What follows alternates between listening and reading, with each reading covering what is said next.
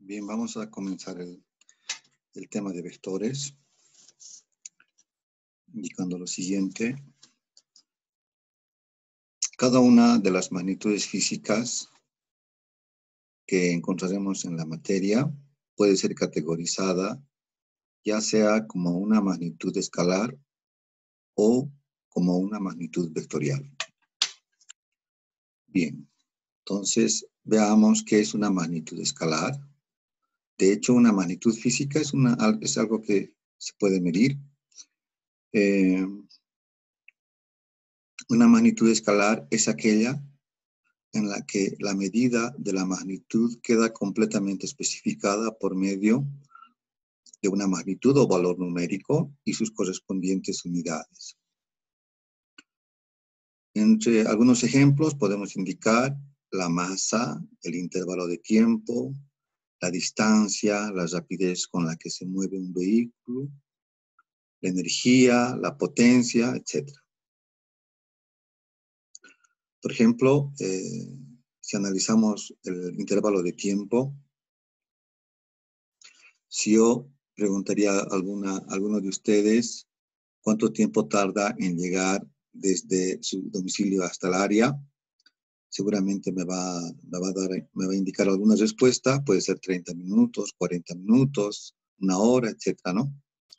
Entonces, al indicarme la magnitud y su respectiva unidad, esa magnitud a la que se está refiriendo está completamente entendida. Sin embargo, hay otras magnitudes, como por ejemplo las magnitudes vectoriales, en la que además de precisar la magnitud o valor numérico de la medida, con sus correspondientes unidades, se debe especificar también su dirección y sentido, para que la magnitud física sea completamente entendida y definida. Bien, entre algunos ejemplos que se van a ver justamente en la materia pueden ser el desplazamiento de una partícula, la velocidad, la aceleración, la fuerza, etc. Bueno, a manera de analizar, por ejemplo, esta magnitud del desplazamiento, si, por ejemplo, yo dijera a alguna persona que se desplace 5 metros, entonces esa persona se va a desplazar seguramente, pero se va a desplazar en cualquier dirección, ¿no? Entonces yo tengo que, se tiene que especificar la dirección y el sentido, además de indicar solamente la magnitud y sus unidades, ¿no? Bien, las magnitudes vectoriales pueden ser representadas mediante vectores.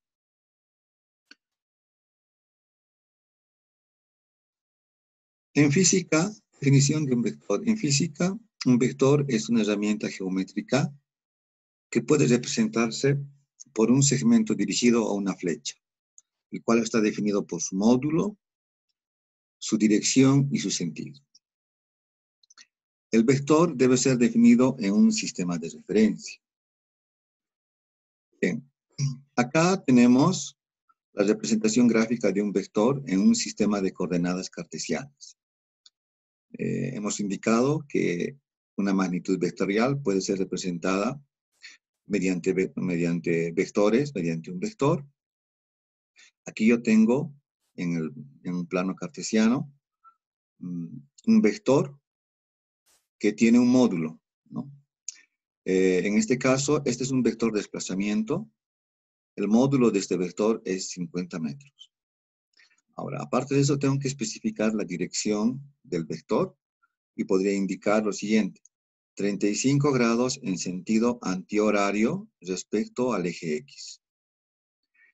Y su sentido lo indica la flecha. Entonces, ya ahí estaría especificada prácticamente esa magnitud vectorial.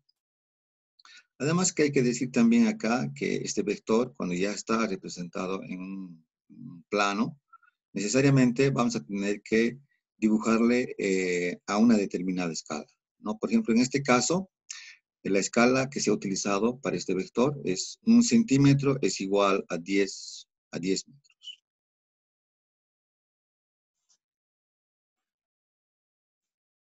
Ahora tenemos la representación gráfica de un vector en un sistema de coordenadas geográficas. Bien, en este sistema, el plano está dividido igual por dos ejes perpendiculares, en donde estas dividen a los 4 puntos cardinales, este, oeste, norte, sur. Y bueno, aquí también tenemos un vector, que puede ser un vector de desplazamiento desde el punto O hasta el punto P. Este vector, en este caso, igual tiene un módulo, es 40 metros.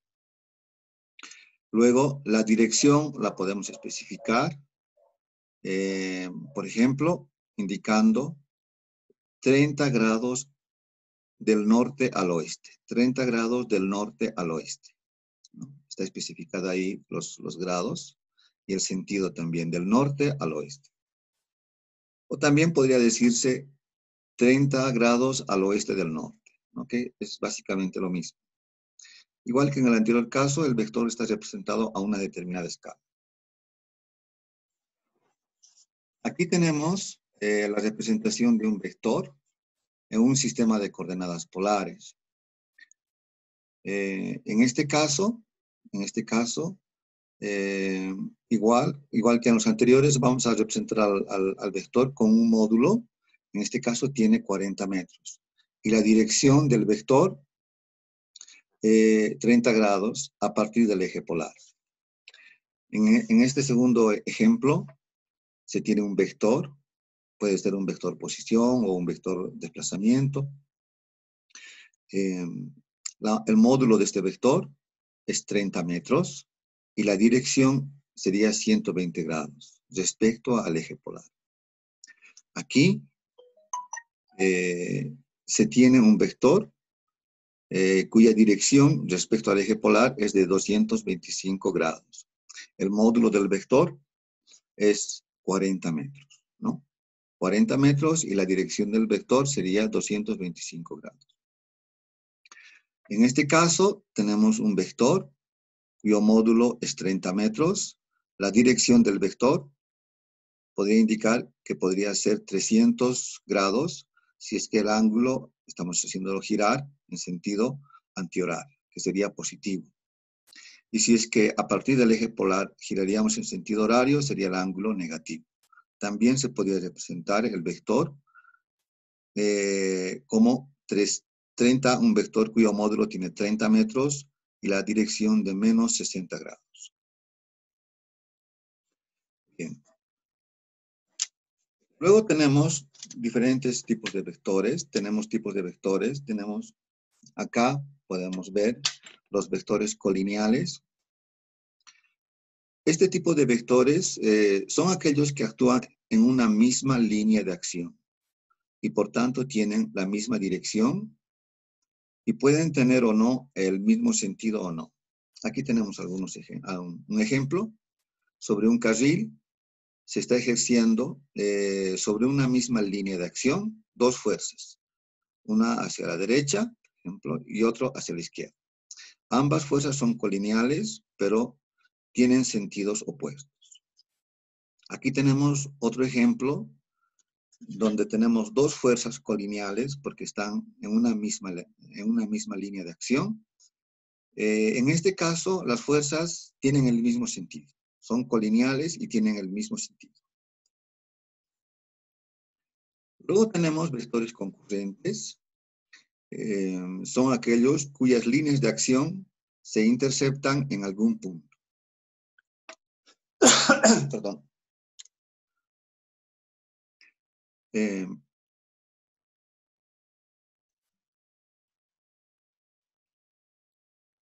este ejemplo podemos ver dos hombres jalando a un bloque. Las fuerzas se van a interceptar justamente en el inicio de cada fuerza en algún punto del bloque. Ahí se interceptan estas dos fuerzas. Acá tenemos también un esquema de un bloque que está siendo colgado por dos fuerzas y donde se interceptan en un punto ambas fuerzas juntamente con la fuerza con el peso del bloque, ¿no? Ambas se van a interceptar en un determinado punto. Aquí tenemos una esfera. Aquí se puede ver una fuerza externa que está siendo aplicada y la línea de acción de la fuerza pasa por el centro de gravedad de la esfera. Las reacciones de la superficie sobre la esfera también pasan por el centro de gravedad de la esfera. Todas concurren en cierta manera en el centro de gravedad de la esfera. La reacción de esta fuerza igual va a concurrir en ese punto. La fuerza del propio peso de la esfera igual se origina prácticamente en el centro de gravedad. Bien, luego tenemos vectores paralelos. Estos son vectores situados en rectas paralelas, en rectas paralelas. Pueden ser del mismo sentido o no. Pueden tener el mismo sentido o tener sentidos contrarios. Pueden tener el mismo módulo o no. Como están ubicados en rectas paralelas, la línea de acción de cada vector es distinta, es diferente. Sin embargo, todos estos vectores tienen la misma dirección, ¿no? Con este vector son paralelos, tienen la misma dirección, tienen el mismo sentido, pero no tienen diferente módulo. Este vector y este vector son vectores paralelos, tienen la misma dirección, pero tienen sentidos contrarios. Además, en este caso tienen el mismo módulo, pero tienen sentidos contrarios. Vectores iguales. Los vectores iguales, dos vectores son iguales cuando sus módulos tienen la misma magnitud. Por ejemplo, este vector C y el vector D. Vemos que tienen el mismo tamaño, tienen la misma magnitud, sus módulos, la misma dirección, ambos tienen una dirección vertical, y el mismo sentido, están apuntando hacia arriba. Luego podemos ver los vectores deslizantes. Son los vectores cuyo punto de aplicación se puede deslizar a lo largo de su línea de acción y no cambia el efecto sobre el cuerpo. Aquí tenemos un ejemplo. Aquí tenemos un bloque sobre el que se efectúa una fuerza y cuyo punto de aplicación de la fuerza es exactamente aquí. Y debido a la aplicación de esta fuerza, este bloque puede sufrir un movimiento hacia la derecha, ¿no? Ahora, si es que este punto de aplicación se traslada o se desliza a lo largo de su línea de acción, por ejemplo, hasta este punto, y ahí se aplica la fuerza, la misma fuerza, este bloque tiene el mismo efecto, ¿no? Entonces, tiene el mismo efecto que en este caso que hemos analizado ahorita. Entonces, esta fuerza resultaría ser un vector deslizante, ¿no? Vectores fijos son aquellos vectores que no deben deslizarse sobre su línea de acción. Entonces, aquí, por ejemplo, tengo un vector fijo. Este vector está aplicado en el punto A y está unido ahí. No se va a mover, no se va a deslizar a lo largo de su línea de acción. Está fijo. Luego tenemos los vectores libres. Bueno, primero veamos que aquí tengo un vector color morado que podría ser un vector fijo y está en el origen. Pero como este vector existen una cantidad infinita de vectores en el plano XY iguales a él. A ese conjunto de vectores iguales a este podríamos llamarlos vectores libres. Bien, una propiedad de los vectores libres es que los vectores no se modifican si se trasladan paralelamente a sí mismos. Por ejemplo, este vector se puede trasladar, digamos, sobre su misma línea de acción y no se va a modificar. De aquí puede venir aquí y no está cambiando el vector. O de aquí se puede trasladar aquí. Tiene la misma dirección y no está cambiando en absoluto el vector. Esta propiedad se utiliza cuando se realiza la suma de vectores por métodos gráficos.